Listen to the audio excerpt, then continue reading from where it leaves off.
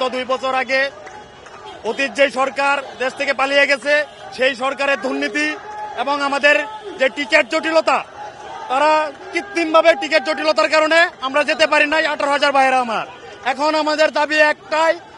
এবং আপনার আরেকটি কথা আমি বলছি যে আমাদের বুয়েসাল আমাদেরকে একটা লিস্ট প্রকাশ করছে যে মালয়েশিয়া আমাদেরকে 31 ডিসেম্বরের আগে নেবে। এখন আবার লিস্ট প্রকাশ করার পরে আমাদের 18,000 ভাইদের মধ্যে অনেকেই ব্যবসা করত, চাকরি করত, বিভিন্ন পেশায় নিয়োজিত ছিল।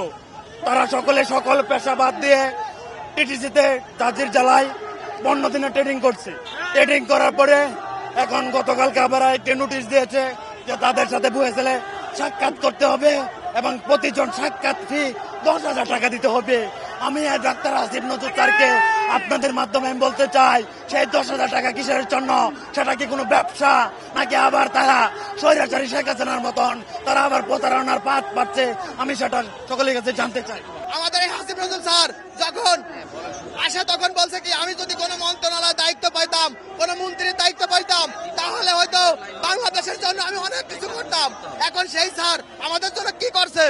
আমাদের বলছে যে 69,000 টাকা লাগবে, সেই টাকা 2 দিন পরে বলে 1,62,500 টাকা লাগবে। কেন? আমাদের বলে যে মালয়েশিয়া যেতে হলে আবার ট্রেনিং করতে হবে, প্রশিক্ষণ দিতে হবে, 32,500 টাকা লাগবে। ট্রেনিং এ যে পাশ করবে সে যেতে পারবে, যে পাশ না করবে সে যেতে পারবে না। আমরা কেন এর ভিতরে পড়তেছি? আমরা তো ট্রেনিং করছি 15 দিনের, আবার কেন ট্রেনিং? আমরা ট্রেনিং করতে চাই না। আমরা 15 দিন ট্রেনিং দিয়েছি, আমরা ট্রেনিং সার্টিফিকেট নিয়েছি। কখন বয়েসালে আমাদেরকে নানান ধরনের তালবাহানা করে। এই কর্মী আমাদের 18,000 কর্মীদের আকুলে অনুরোধ থাকবে ডক্টর ইউনূসের কাছে ও আসিফ নজরুল স্যারের কাছে আমাদেরকে যেন 1 মাসের মাঝে মালয়েশিয়া পাঠাতে পারে। অকুল কমে 18,000 শ্রমিক ভাইয়েরা আমাদের এক কথা, এক দাবি। সকাল থেকে মানে এখন থেকে আরো প্রায় ঘন্টাখানেক আগে হঠাৎ করে শুনলাম যে এই যে কারণ বাজারের যে গুরুত্বপূর্ণ মোড়টা, এই মোড়ের এখানে এরা অবস্থান করে চারিদিকে রাস্তা বন্ধ করে দিচ্ছে। আমরা আসলে জানতাম না যে ওনারা কারা।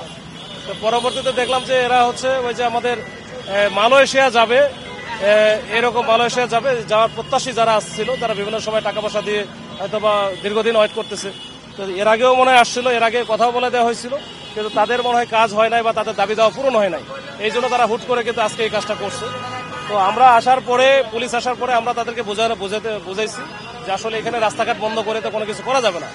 তখন তারা বলছে যে ঠিক আছে স্যার, তাহলে আমাদের বসার ব্যবস্থা করে দেন। আমি ওদের কাছ থেকে 8 জন প্রতিনিধি নিয়েছি।